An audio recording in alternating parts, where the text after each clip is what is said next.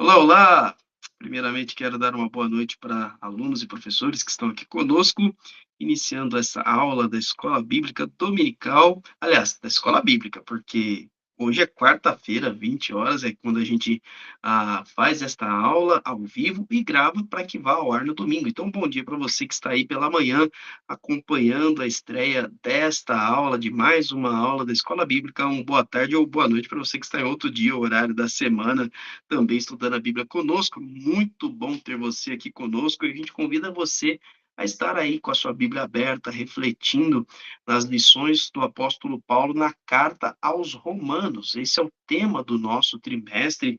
Nós utilizamos aí um materialzinho de apoio, que é a nossa revista da editora Convicção, editora da nossa Convenção Batista Brasileira, que vai nos dando aí a temática e os capítulos nos quais a gente reflete e vamos pensando um pouquinho, né? O tema é transformai-vos, profundamente baseado em Romanos capítulo 12, versículo 1 e 2, e também, é claro, observando a temática geral da carta de Paulo aos Romanos, que é a justificação ou a salvação pela fé mediante a graça de Deus derramada em Cristo Jesus, através de Cristo Jesus. Então, Paulo vai discutir amplamente esse assunto em vários momentos durante a carta e nós não esgotamos neste momento. Para isso, eu quero convidar, antes da gente começar a leitura do texto, eu quero convidar você a orar comigo neste momento. Temos nosso tempo de conversar com o Senhor para que Ele fale aos nossos corações. Pai, obrigado por este tempo de reflexão da tua palavra. Pedimos que o Senhor fale aos nossos corações e pedimos também, Senhor, que continue a guiar, a nos abençoar e dirigir em tudo o que fizermos. Fala aos nossos corações por meio da tua palavra, concede-nos a humildade que constrói a fé no Senhor e que possamos todos os dias caminhar com o Senhor, crescendo em relacionamento e estando cada vez mais consciente da tua vontade. Oramos em nome de Jesus. Amém. Muito bem, muito bem. Vamos começar aqui lendo o nosso texto-chave de hoje, que está em Romanos capítulo 4, versículos 3, 4 e 5. Romanos 4, 3, 4 e 5 nos diz assim: que diz a Escritura? Abraão creu em Deus, e isso lhe foi creditado como justiça. Ora, o salário do homem que trabalha não é considerado como favor, mas como dívida. Todavia, aquele que não trabalha, mas confia em Deus, que justifica o ímpio, sua fé lhe é creditada como justiça. Nós temos agora Paulo desenvolvendo cada vez mais as profundidades do tema da fé, da justificação e da justiça do Senhor que se manifesta na nossa vida através da fé em Jesus Cristo. Cada vez mais ele vai aprofundando, pensando justamente no que o leitor pode perguntar a ele ou dar como uma contrarresposta, e ele faz esse uso da retórica o tempo todo. Ele fez muito isso no capítulo de número 3, respondendo a perguntas que poderiam vir, principalmente pelo contexto da igreja de Roma. Você lembra como ela é formada? Na sua maioria, eram judeus que haviam se convertido a Jesus Cristo, judeus cristãos, mas também havia ali os não-judeus, que normalmente o Novo Testamento vai usar a expressão gentios, no Antigo também existe essa expressão, gentios cristãos. Então, você tinha esses dois povos diferentes. É claro que os gentios é um povo muito mais diverso, porque se enquadra todo mundo, romano, grego, persa, árabe, todos os povos que compunham o Império Romano e estavam ali na cidade de Roma e faziam parte da igreja. E Paulo está justamente trabalhando no coração daquele judeu, que é um cristão, sem, é claro, deixar de observar alguns daqueles que não vieram do judaísmo, mas se converteram a Jesus Cristo. E Paulo agora faz uma provocação que nos traz o tema que está aqui abaixo, né? Se você está aí acompanhando pelo YouTube, que é o título da lição: Herança espiritual ou fé? Que será que Deus considera na justiça, na justificação, ou numa expressão mais simples, né? Na salvação da nossa vida. E isso também nos traz uma pergunta, que é o seguinte: no seu dia a dia, quando você tem ali as suas conquistas, ou melhor, você confia mais nas suas conquistas ou você aprende mais a depender de Deus e a entender a graça dele. É justamente sobre isso que a gente tem que estar pensando, refletindo todo instante quando a gente entende o nosso relacionamento com Deus. O relacionamento com Deus sempre foi pela graça, em todo o tempo, em todo instante.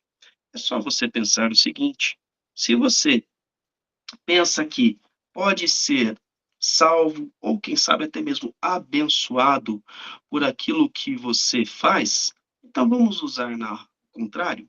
Você pode ser amaldiçoado ou condenado por tudo aquilo que você deixa de fazer ou faz errado? Qual é o peso maior aí? Provavelmente a nossa balança tenda a pender mais para os nossos erros, para os nossos pecados. Então perceba como Deus escolheu não usar a justiça do homem, e graças a ele por isso, né?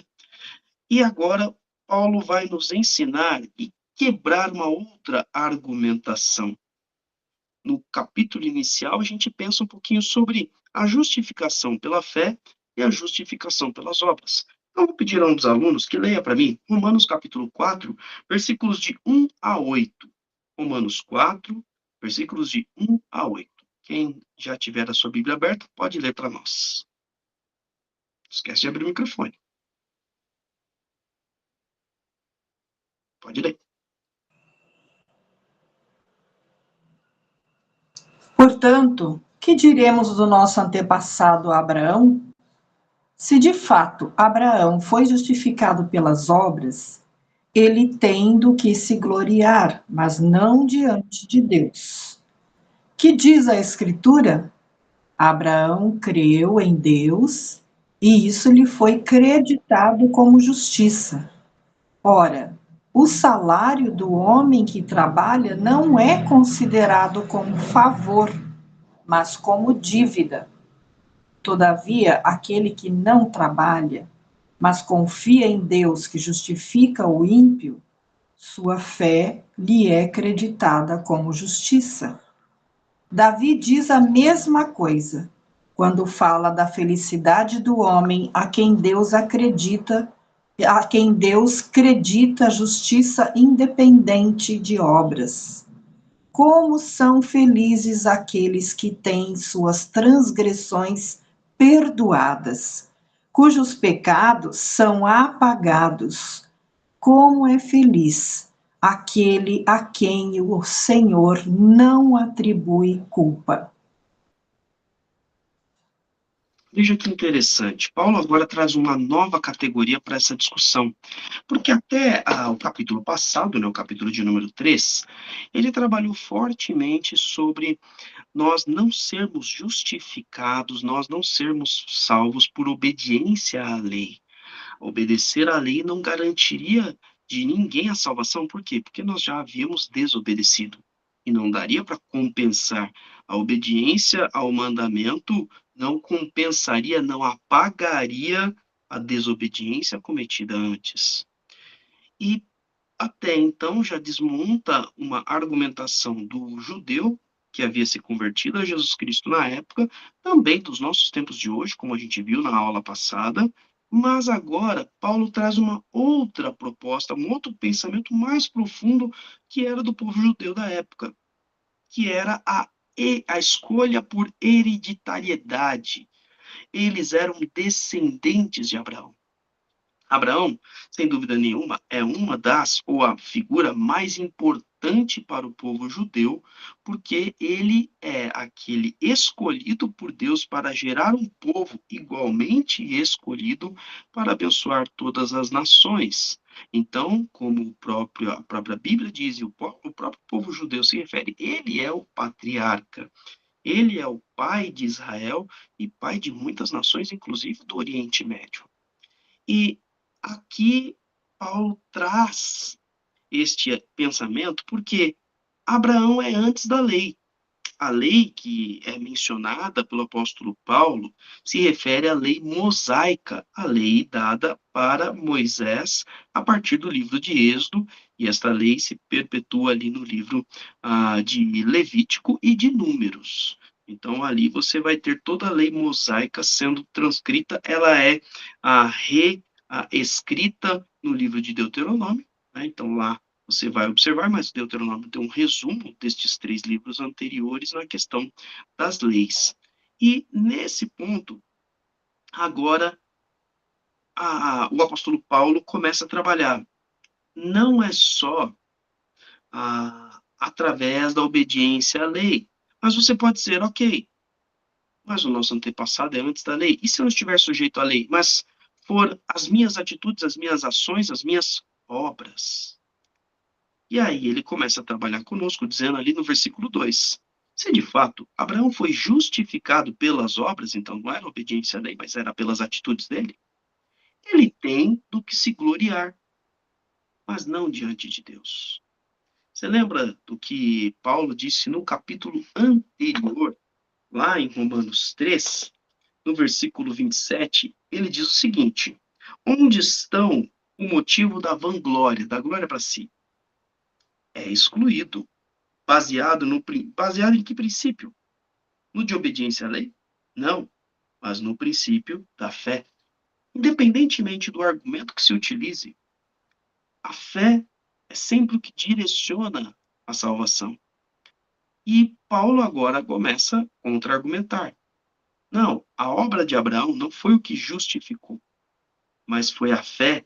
Por isso, ele então vai recitar aqui no versículo 3, perdão, ele vai recitar justamente um texto do livro de Gênesis que está escrito: Abraão creu em Deus e isso lhe foi creditado como justiça. O próprio livro de Gênesis, narrando todo o episódio, diz que o que trouxe a salvação a Abraão, a justificação, o que o fez ser considerado justo foi a fé. E aí nós temos aqui uma discussão maravilhosa que é colocado entre Paulo em Romanos e Tiago, autor da carta de Tiago, no capítulo de número 2, dos versículos ali de 14 a 26. Eu vou ler aqui para você, acompanhe comigo, Tiago, capítulo 2, versículos de 14 a 26. O texto diz assim: de que adianta, meus irmãos, alguém dizer que tem fé se não tem obras? Acaso a fé pode salvá-lo? Se um irmão estiver necessitado de roupas e de alimento e do alimento de cada dia, e um de vocês disser, vá em paz, aqueça-se, alimente-se, até se satisfazer, sem porém lhe dar nada, de que adianta isso? Assim também, a fé, por si só, se não acompanhada de obras, está morta. Mas alguém dirá, você tem fé e eu tenho obras.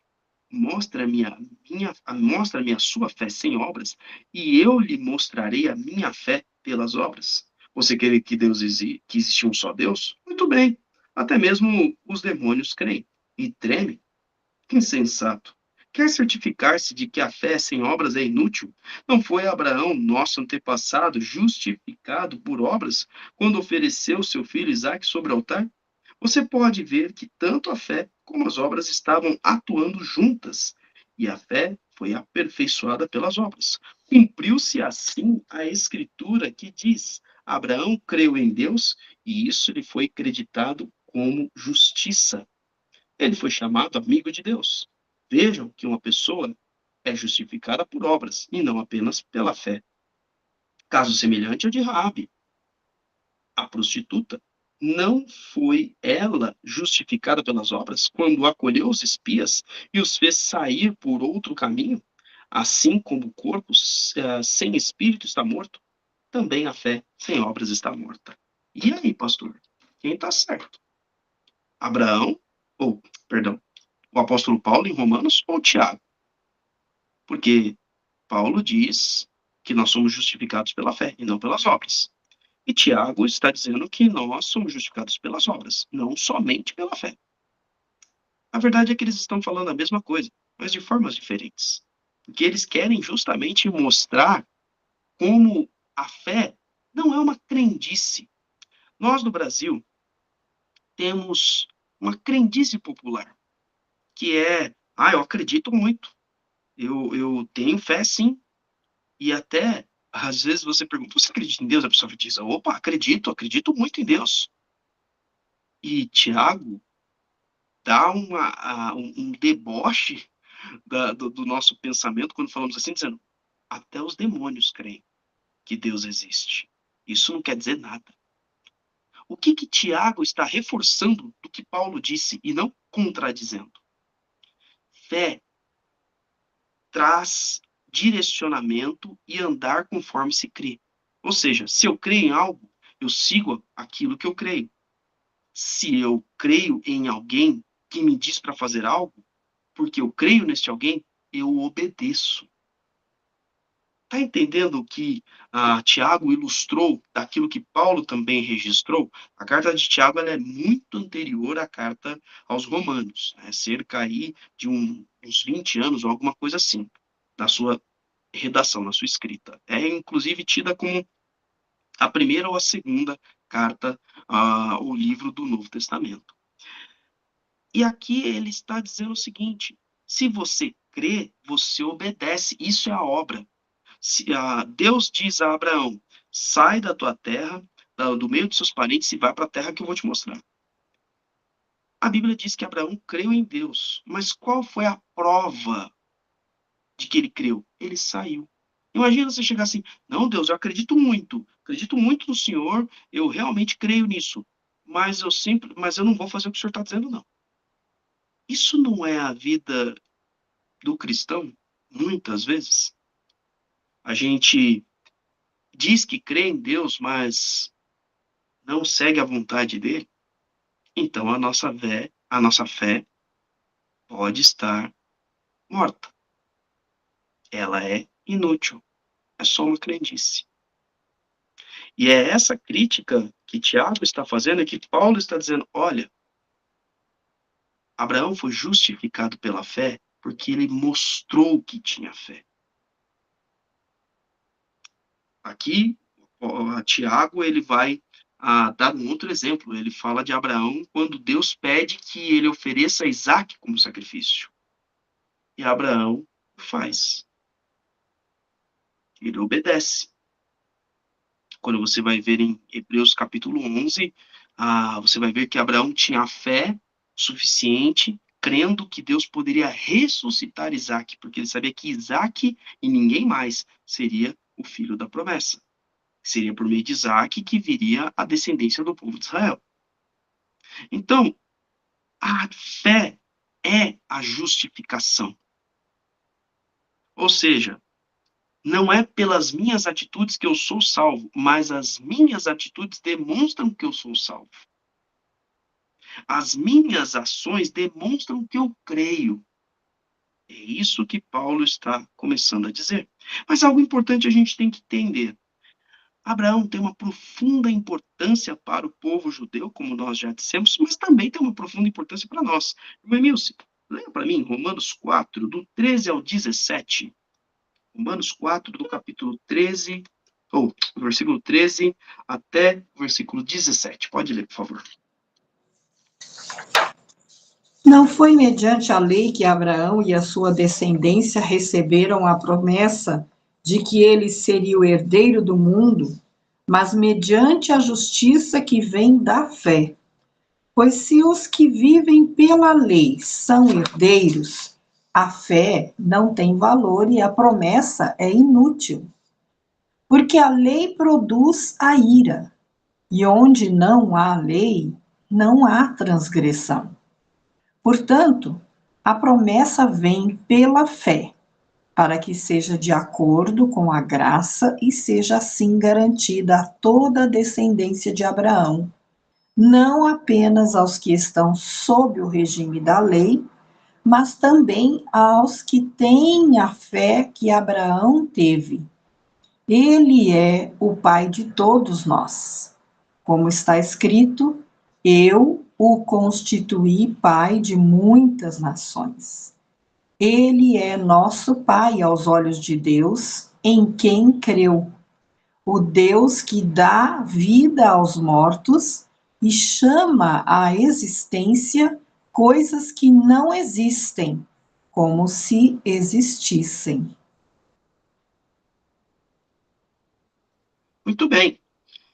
você vê agora por que ele é tão importante e por que os próprios judeus ali, eles se apoiavam em serem descendentes de Abraão. O texto vai nos mostrando que Abraão recebeu a promessa de Deus e a sua descendência recebeu a promessa. Jesus fala em João capítulo 8, acusa os judeus e os fariseus, principalmente, que ali estavam com ele, dizendo: olha, vocês são escravos do pecado, porque vocês vivem pecando. E eles vão dizer: nós nunca fomos escravos de ninguém porque somos filhos de Abraão, nós não somos bastardos. Então, de fato, o sangue pesava de uma maneira muito forte para o povo judeu, e faz sentido, porque o próprio Deus havia dito, como promessa, que o povo, a descendência de Abraão, era o povo escolhido, e é de fato, e realmente é, isso não mudou. Mas o que eles não perceberam é que a justiça de Abraão não veio pelo sangue. Abraão não foi escolhido pelo que fez.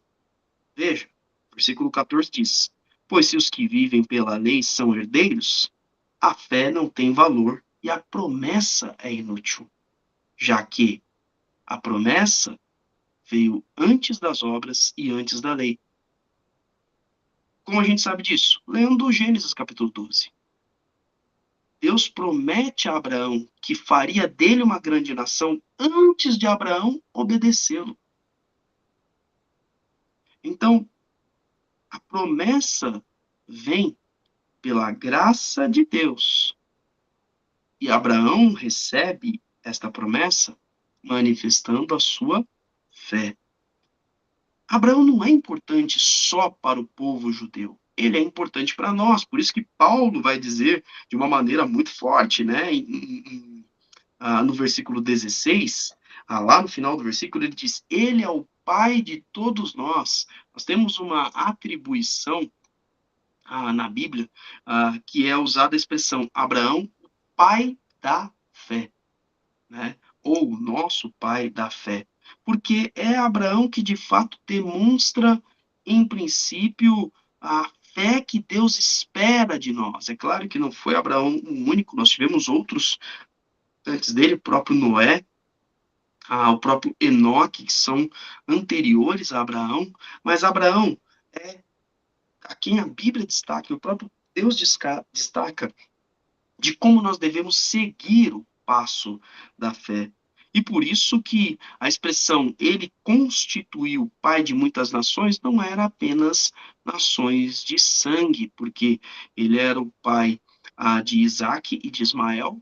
Então nós temos o povo judeu e o povo árabe, mas ele também é o avô de Jacó, que depois seria chamado Israel, e também de Esaú, que também gerou várias outras nações ali ao redor de Israel, vários povos ali, mas não se refere apenas a isso, ele se refere justamente a todos os que creem. Ou seja, nós imitamos a fé de Abraão. Por isso que ele é tido como o nosso pai da fé. Por isso que é importante a gente entender como Deus se relaciona. Não é que você vai ser igual a Abraão, vai fazer as mesmas coisas que ele fez. Não, não vai. Deus dificilmente vai chamar outra pessoa para sair da terra dos parentes para formá-lo dele uma grande nação. Isso aí ele já fez. Mas o princípio permanece e nós obedecemos e seguimos esse princípio. Porém, algo fundamental que a gente tem que entender para a vida cristã, e esta é a chave desta lição, porque a lição que a virtude que nós estamos experimentando, lembre-se que nós temos aí a nossa roda das virtudes, né? Aqui, ó, nossa roda das virtudes que eu já mostrei em outras aulas. A virtude que nós estamos trabalhando hoje é a humildade na fé. E é sobre isso que eu quero abordar com você e entender o porquê que Abraão se torna este modelo de fé para nós. A fé só pode ser construída mediante a humildade. Para isso, Vamos ler aqui, irmã Emilson, leia de novo para mim. Irmã Emilson hoje está como a minha assistente aqui de leitura. Leia para mim aqui dos versículos 18 a 22. Romanos 4, de 18 a 22. Abraão, contra toda a esperança, em esperança creu, tornando-se assim pai de muitas nações, como foi dito a seu respeito. Assim será a sua descendência. Sem se enfraquecer na fé, reconheceu que o seu corpo já estava sem vitalidade, pois já contava cerca de 100 anos de idade, e que também o ventre de Sara já estava sem vitalidade. Mesmo assim, não duvidou, nem foi incrédulo em relação à promessa de Deus, mas foi fortalecido em sua fé e deu glória a Deus, estando plenamente convencido de que ele era poderoso para cumprir o que havia prometido. Em consequência, isso lhe foi também creditado como justiça. Veja a postura de Abraão. E esse é um elemento fundamental para a gente entender a fé cristã, a fé em Jesus Cristo. Não há como ter fé, a fé que Deus espera que nós tenhamos, a fé que Deus coloca para nós, sem a humildade. Veja a fala sobre Abraão. Contra toda a esperança, em esperança creu. Nós temos visto na Copa do Mundo, estamos aí no meio da Copa do Mundo, várias situações assim, nós temos várias seleções. O pessoal usa a expressão, zebra, né? Várias seleções que a gente olha e fala, não, para esses daí não tem esperança. Contra uma Alemanha, contra uma Espanha, ou qualquer outra grande seleção aí, não, para esses não há. Contra toda esperança. Mas a esperança de Abraão é infinitamente maior do que um jogo de futebol numa Copa do Mundo. Ah, porque a esperança de Abraão está contra a ciência, contra todos os fatores. Deus promete: você será pai, você gerará filhos. Abraão tinha seus 100 anos de idade. Sara tinha 90. Sara era estéril. Ainda que Sara fosse curada da sua esterilidade, ela já tinha 90 anos. Quantas mulheres com mais de 70, vamos colocar aqui, né? 90 não. Quantas mulheres com mais de 70 você já ouviu que ficou grávida? Eu já ouvi uma notícia já. 90? Nunca vi. E ainda uma que nunca teve filhos, porque eu já ouvi de mulheres da terceira idade ficarem grávidas, mas já tiveram filhos. Abraão, contra toda esperança, ele não gerava filhos, não poderia mais, não pensava mais, já havia gerado Ismael. Sua esposa não poderia gerar, então ele vê aqui algo, uma palavra fundamental para a construção da fé e da humildade. Versículo 19 diz que ele reconheceu. Ele reconheceu suas limitações, a limitação dele e a limitação da sua esposa. Ao reconhecer, diz o versículo 20, mesmo assim, não duvidou nem foi incrédulo em relação à promessa de Deus. Deus disse que iria acontecer, vai acontecer. Mas todas as chances estão contra você, isso nunca aconteceu, isso é impossível. Sim, é por isso que vai acontecer, porque nada é impossível para Deus. Hoje é fácil da gente dizer isso, porque Jesus já disse. No tempo de Abraão, ninguém havia dito. Nunca tinha acontecido. Hoje eu poderia dizer: é possível uma mulher estéril de 90 anos ter um filho, gerar um filho, de um senhor de 100? É. Por quê? Porque já aconteceu. Mas na época de Abraão, não. Bom, e nunca se ouviu um registro de que depois isso aconteceu com alguém. Mulheres estéreis gerando filhos, isso aconteceu várias vezes. Mas idosos de idade muito avançada, não. O que a Bíblia está nos mostrando aqui? Que A humildade é o elemento chave para a fé. E veja como termina o versículo 20, dizendo: mas foi fortalecida em sua fé e deu glória a Deus. Qual é o caminho para a salvação, por exemplo? Você precisa, presta atenção em quantas vezes eu vou repetir essa palavra. Você precisa reconhecer que existe um Deus. Você precisa reconhecer que este Deus te criou. Você precisa reconhecer que o pecado está no mundo e que você pecou. Você precisa reconhecer que, e aí ao reconhecer o pecado, isso a gente chama de arrependimento, você precisa reconhecer que não consegue se salvar sozinho. Você precisa reconhecer que Deus enviou Jesus Cristo ao mundo para morrer na cruz, no seu lugar, para que você, então, possa ser salvo. Ao reconhecer, ao declarar que Jesus Cristo é o seu Senhor e Salvador, então você é justificado pela fé. Não sei se alguém contou aí quantas vezes eu disse a palavra reconhecer. Depois você que está aí pelo YouTube, põe no chat aqui, põe nos comentários aqui. E isso é a humildade. A humildade é entender, muitas vezes, quando nós tomamos decisões erradas, seguimos por caminhos errados, pecamos. Esse é o elemento fundamental para a salvação. Entender que o caminho que eu estava seguindo não era o caminho certo. E não para só, tá bom, então eu reconheci, agora tá bom. Não, o tempo todo você vai reconhecendo, agora na sua nova vida em Cristo, você vai perceber que a caminhada com Cristo era constante até o dia que ele te chamar ao céu. E o tempo todo você vai perceber, opa, não era isso que eu deveria estar fazendo, não era isso que eu deveria estar falando, não era desse jeito que eu deveria estar falando, não era assim que eu deveria estar tratando as pessoas. Você vai o tempo todo reconhecendo que muitas vezes você toma as decisões, as atitudes do seu jeito e não do jeito de Deus. Segue a sua vontade e não a vontade de Deus.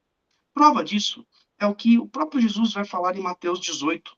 Mateus 18, versículo 13 e 4, ele nos diz o seguinte: eu lhes asseguro que, a não ser que vocês se convertam e se tornem como crianças, jamais entrarão no reino dos céus. E para não deixar dúvida, ele agora explica. Portanto, quem se faz humilde como esta criança, este é o maior no reino dos céus. A humildade nos faz olhar para Cristo e dizer: eu preciso do Senhor. Como uma criança pequena quer abrir um pote que tem um brinquedo, quer pegar alguma coisa e diz: pega para mim, me ajuda, me levanta. Ou então, quando se machuca e não sabe o que fazer porque vê sangue, sente dor, corre para você e fala: eu me machuquei.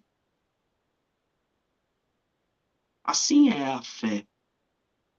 Senhor, eu não consigo chegar nesse caminho.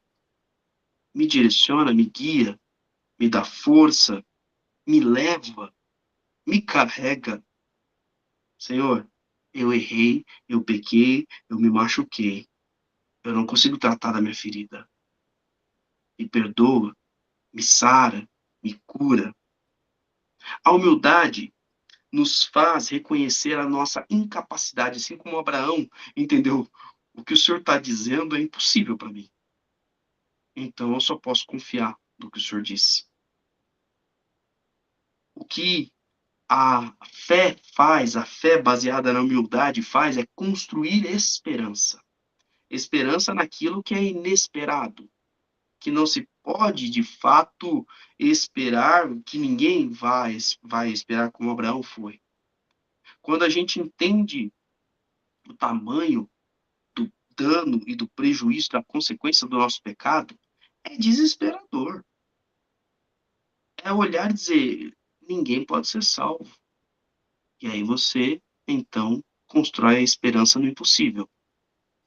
Mas Jesus pode me salvar. É impossível seguir este caminho, mas Jesus pode me levar a seguir esse caminho. E, encerrando aqui o entendimento da nossa lição de hoje, o caminho de Abraão, de fato, é o caminho da fé. Por isso, leia para mim os versículos finais do capítulo 4, versículos 23 a 25. Pode ler. Romanos 4, 23 a 25. As palavras lhe foi creditado não foram escritas apenas para ele, mas também para nós, a quem Deus creditará justiça para nós que cremos naquele que ressuscitou dos mortos, a Jesus, nosso Senhor. Ele foi entregue à morte por nossos pecados e ressuscitado para a nossa justificação. Vejam que coisa maravilhosa. O caminho não mudou. Deus continua exigindo a mesma coisa que exigiu de Abraão, a mesma fé. A fé observando a nossa incapacidade. Senhor, não posso me salvar. E da mesma forma como Abraão, pela fé, foi-lhe creditado justiça, para nós, pela fé, agora em Cristo, eu diria, para nós está muito mais fácil. Nascemos, sabe quando você fala assim, nasci na época errada? Não nasceu não, meu amigo. Os judeus do passado, do Antigo Testamento, tinham que crer na promessa em algo que não tinha acontecido. Nós temos que crer naquilo que já aconteceu. Então, para nós, está mais fácil, porque tudo está descrito. Nós já sabemos quem é o Cristo. Eles não sabiam. Vimos na mensagem do domingo passado que João Batista é o primeiro a revelar Jesus como Cristo. Até então, só haviam revelado que viria o Messias. Mas quem era? Só a partir de João Batista se soube. E nós estamos vivendo num tempo maravilhoso, onde a graça está completa. Agora todo mundo sabe. Agora todo mundo pode saber. Mas o caminho é o mesmo. Ele está dizendo da mesma forma. Da mesma forma que as palavras foram escritas para ele, ele foi acreditado com justiça, também para nós. Também é acreditado para aqueles que creem que Jesus ressuscitou dos mortos. E aqui é um caminho maravilhoso que ele dá dois aspectos. Por que que tanto a morte quanto a ressurreição de Jesus são elementos chaves para a nossa salvação? A morte, como ele diz no versículo 25, é o que nos traz o perdão dos pecados, entregue à morte por nossos pecados. Ok, fomos perdoados, mas um perdoado que vai morrer eternamente. Como eu sei que não vou morrer eternamente? Porque o texto continua dizendo, e ressuscitado para a nossa justificação. Assim como também, em textos à frente, ele vai dizer que Jesus nos precedeu na ressurreição. Ele é o primogênito, isso está lá em Colossenses capítulo 1. Ele é o primogênito dentre os mortos, ele é o primeiro a ressuscitar para que nós sejamos ressuscitados com ele. O caminho da fé não mudou e ele exige profunda humildade. Para isso fica a nossa pergunta para desenvolver a nossa roda da virtude. A virtude de hoje é a humildade na fé. E a pergunta que nos faz o texto é: tenho vivido a humildade na fé, reconhecendo a minha incapacidade e confiando somente na graça de Deus? Pastor, a minha incapacidade para quê?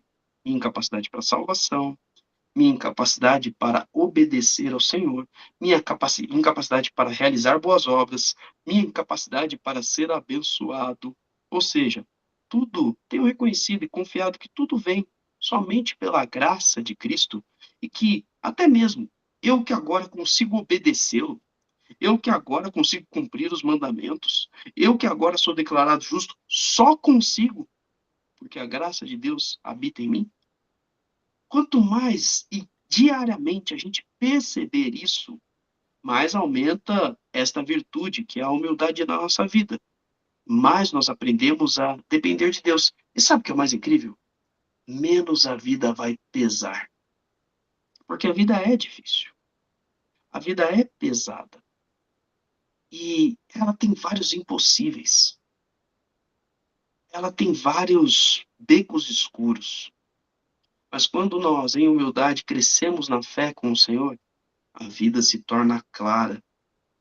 é a lâmpada para os nossos pés, é a luz para o nosso caminho, porque a graça de Deus não nos falta, porque sabemos que diante da nossa incapacidade, aquele que é infinitamente capaz está conduzindo a nossa vida. Para que nós possamos desenvolver a nossa fé. Herança espiritual ou fé? Com certeza fé. É por meio dela, em Jesus Cristo, que nós somos salvos. Obrigado por você estar conosco nesta manhã. Acompanhe as programações. Neste domingo, nós temos aí uma celebração, teremos batismo, teremos ceia. À noite, nós não teremos a celebração, mas fique atento ali aos nossos horários. E foi muito bom ter estado com você aprendendo. Coloque aqui nos comentários o que Deus tem falado no seu coração através da carta aos Romanos. Também, se tiver alguma dúvida, ponha também. A gente esclarece na próxima aula, ou às vezes até na própria resposta do comentário. Deus abençoe sua vida. Grande abraço. Obrigada, pastor. Pena que eu cheguei atrasada, Mas chegou no comecinho. mas foi muito bom, maravilhoso. Eu gosto muito de Romanos. É uma É carta Romanos e maravilhosa. Isaías. Bons livros. Deus abençoe, queridos. Maravilhoso. Obrigado por Muito ter assistido. obrigada. Boa noite. Boa noite, mãe Nedina. Boa noite para todos.